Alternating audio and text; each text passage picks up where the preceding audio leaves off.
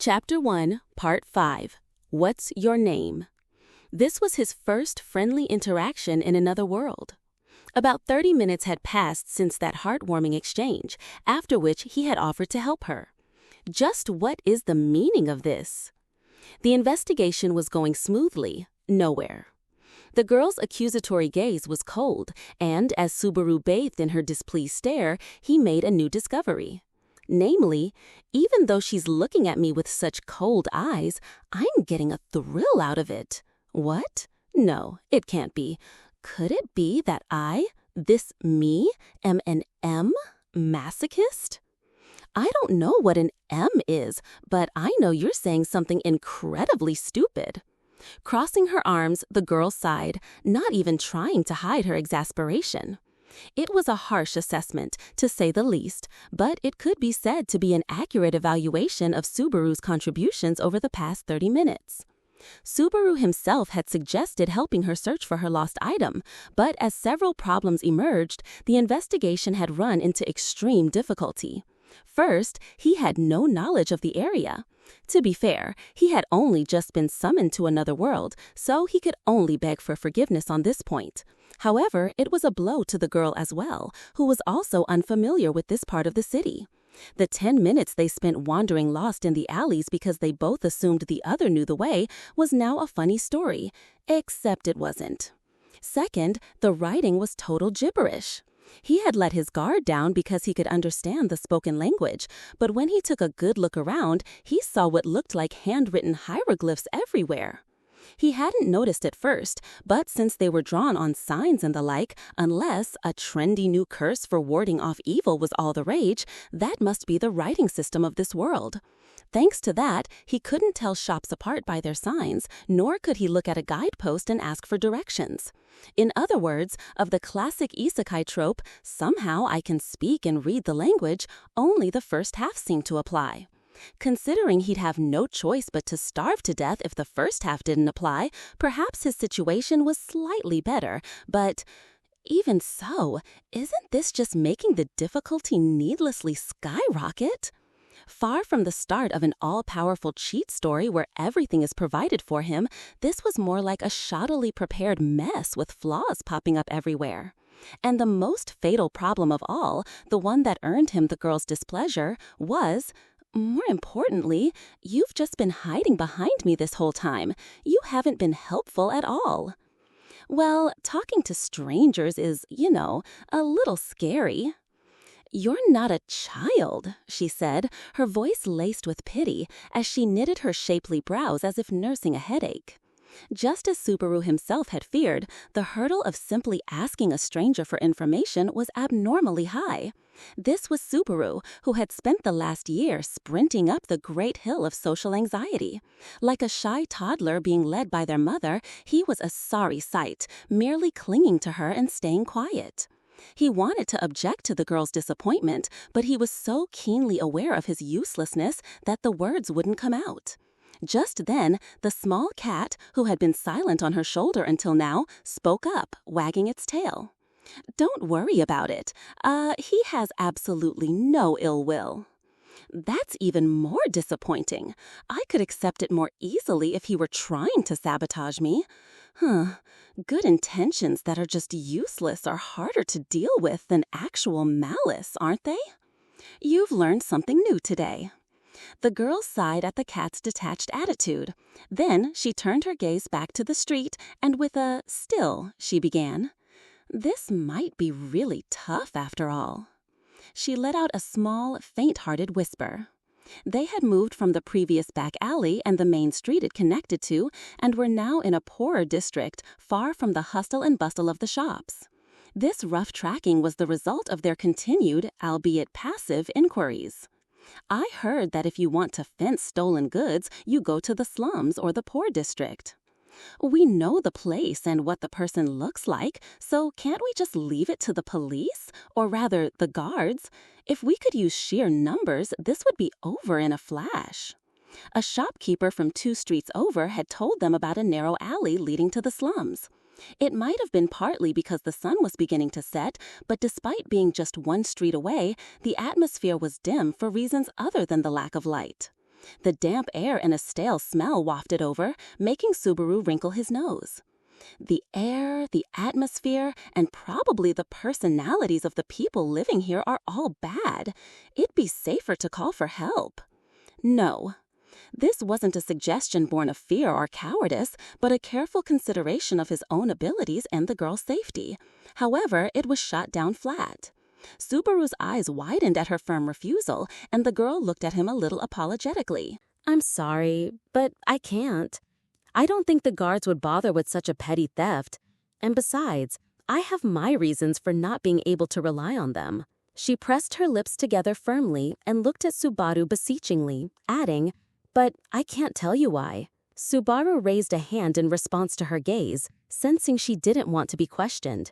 He wasn't the boorish type to pry into other people's affairs anyway, and getting deeply involved was just a hassle. If he had the kind of proactivity for human relationships, he never would have become a shut-in in the first place. All right, so what's the plan? While he wouldn't ask for her reasons, Subaru still asked her about their next course of action. Not pressing for reasons and deciding whether to stop helping her were two different things.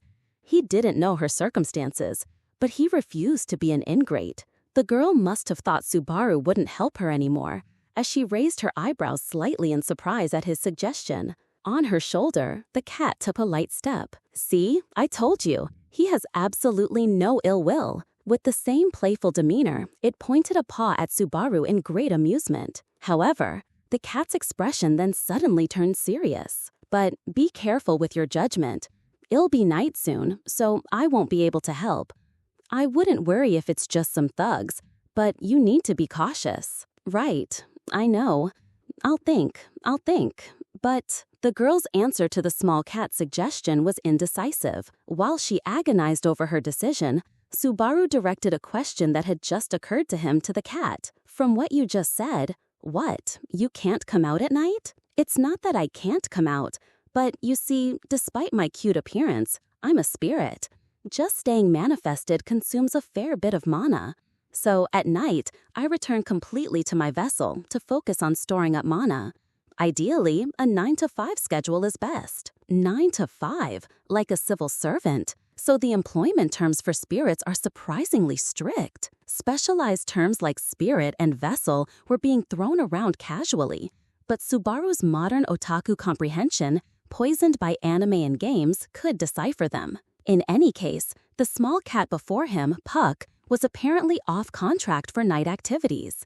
From his appearance, he didn't look reliable at all, but given how terrified the thugs in the alley had been, it was probably true that spirits as a whole, if not Puck himself, possessed considerable power. He was a being feared even more than the girl who could create chunks of ice with magic. Contrary to his unusually idyllic atmosphere, perhaps he had a habit of devouring human flesh and delighting in the sense of blood. Thinking about it that way, he's suddenly terrifying. "Just so you know, I'm probably stringy and don't taste good. I can read minds, vaguely. So let me just say, you're quite an idiot." Puck said this in a way that seemed like he tried and failed to sugarcoat it. Then he scrunched his face, wrinkling the area around his very fluffy eyebrows. "Come to think of it, I haven't heard your name yet. We haven't done introductions, has we? Now that you mention it, you're right. Okay, I'll go first." Clearing his throat with a cough, Subaru spun around on the spot and struck a pose, pointing a finger to the sky. "My name is Natsuki Subaru. Clueless, penniless, and utterly artless. Nice to meet ya." Hearing just that makes you sound completely doomed. "Yup, and I'm Puck. A pleasure." Puck jumped into Subaru's amicably offered hand, performing a dynamic handshake. Since one was a hand and the other was a whole body, from the side, it looked like Subaru was crushing Puck. As he enjoyed the same fluffiness as Puck's giant form, Subaru's gaze shifted to the girl beside him. She was watching their exchange with a deadpan expression. Why can't you apply that needlessly overfamiliar attitude to normal situations? Because I'm panicking and desperately trying to grab onto a lifeline I just found. Damn it, I'm not letting this encounter go. I'm going to depend on you to live. Such a pathetic resolution. In the first place, do you even remember on what grounds you're accompanying us right now? Of course. It's to help with your search, which turned into a search for a person. And I'm the only one who knows what that person looks like. Like hell, I'm letting you get rid of me. I'll never talk. You were muttering blonde hair, teeth, never mind, behind me while we were asking around, so we already have a rough idea of the features, you know. Oh, you stupid fool, me. Subaru clutched his head and crouched down on the spot. It was like playing poker with showing his hand. Calling that a negotiation was laughable. This was his first friendly contact in this world, and yet the thread he should be clinging to felt like it was about to snap, filling him with an impatient anxiety. But seeing Subaru struggle, Puck let out a wry smile. Well, we all have our circumstances, don't we? We'll ask about your situation later, Subaru. Let's get our business sorted out first. Still, that's an unusual name. It has a nice ring to it. Yes, you don't hear that name around here. Come to think of it, your hair and eye color and your clothes are quite unusual too. Where are you from? If you want the cliché answer, probably from a tiny country in the East. It was a well-worn trope in stories about other worlds. A hidden village, Zepong style, existing in the eastern part of the world. A country with almost no diplomatic relations with other nations. The magical, classic excuse that most people would accept if they heard someone had drifted from there. However, Lugnica is the easternmost country on the continent, so there's nothing east of this country. No way? For real? This is the eastern edge? So this is the legendary Zipangu I've always dreamed of. He doesn't know where he is. He's penniless and he's too scared to talk to people. I'm starting to worry about this person's future from a variety of angles. Faced with a flustered Subaru, the girl's eyes began to shift restlessly. For someone who wasn't very honest, her caring nature was seeping through at the edges.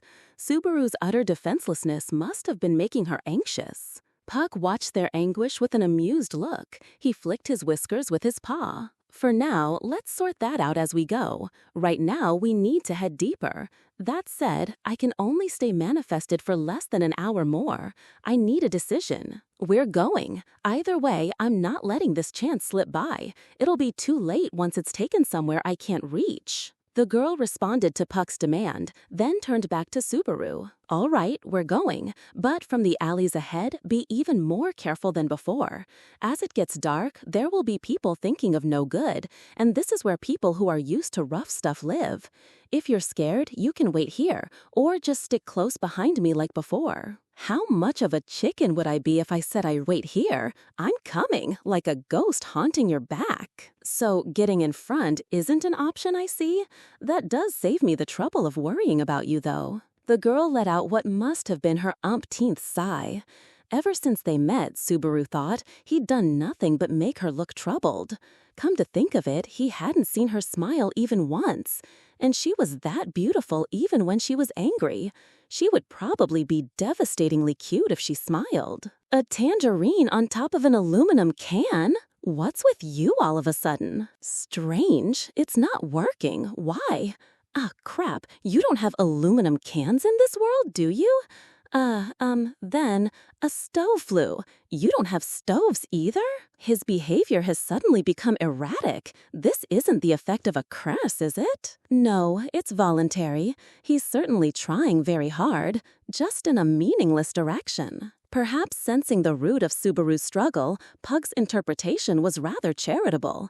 For the girl, however, who could only see Subaru as if he had bugged out, it only served to sow distrust. Lamenting the fact that too many of his jokes were specific to his original world, Subaru frantically racked his brain. Focusing too much on the immediate situation and losing sight of the bigger picture, this was another of Subaru's bad habits. How about, my leg is cramping so I can't go home? He finally came up with a pattern that didn't rely on modern knowledge, but the girl's reaction was to simply turn her face away. Her gaze was fixed on the alley, perhaps a sign that she couldn't deal with this any longer. His momentary desire to see her smile had ended in failure. Are you done, Subaru? The girl called out to Subaru, who was at the peak of self-loathing over the failure of both the process and the result. Slightly flustered by having his name said for the first time, and by a girl at that. Yeah, totally fine. Seriously fine. Super good to go. It's a piece of cake. Why are you so flustered? I know you're scared, but we haven't even gone in yet. If you're that scared, you should just wait. Worrying about the wrong thing, the girl let out a short breath, finally giving up on humoring Subaru. As he followed behind her as she stepped into the alley, Subaru suddenly realized that she had no intention of abandoning him, even after she achieved her goal. Her saying wait here meant she intended to come back after she found what she was looking for. He had learned in the past hour or so that she wasn't the type to be able to tell calculating lies. Crap, I'm so uncool. He had offered to help, but in reality, he was less than useless. To top it off, he was now making a girl worry about what to do with him after she completed her own objective. He was no better than a freeloader. Subaru slapped his cheeks, using the pain to forcibly wake his consciousness and look forward. He was still full of complaints and whining. Dropped into another world without any protection, anyone would be lost like this. He didn't think that was a bad thing, not yet, but being carried and coddled is not cool. At least walk behind her on your own 2 feet, me. Even while depending on her, he would stand on his own 2 feet. By the way, he called out from behind and to her side, and the girl glanced at him from between the gaps in her silver hair.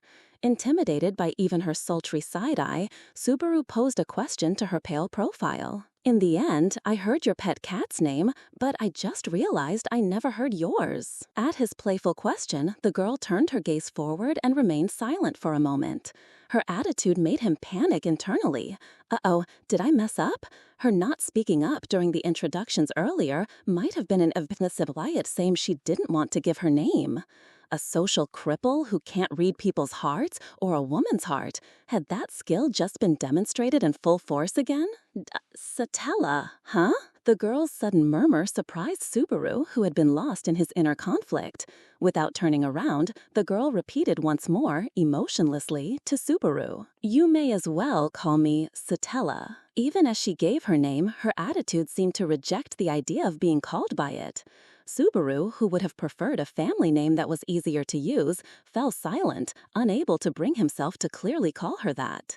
For now, he decided to just use you, a cowardly compromise. In the background of their exchange, Puck, buried in her silver hair, suddenly muttered one thing.